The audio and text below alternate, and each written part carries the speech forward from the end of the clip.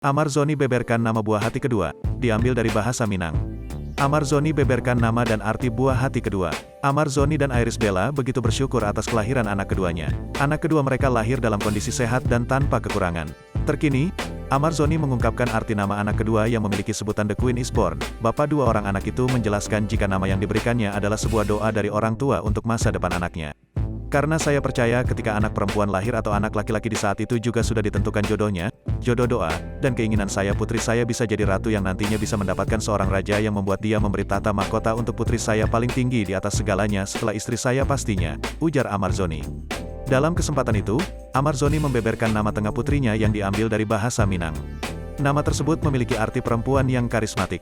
Saya bocorin nama tengah Sabai. Dalam bahasa Minang itu adalah seorang perempuan punya karismatik, punya aura yang luar biasa, dan teman-teman pasti tahu cerita rakyat Sabai dan Alul seperti Mulan Indonesia, kata Amarzoni. Amarzoni mengatakan jika nama tengah itu sangat tepat untuk buah hati keduanya.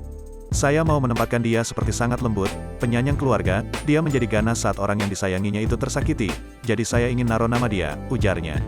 Dengan arti nama tersebut, suami Iris Bella itu berharap anak keduanya menjadi perempuan solehah.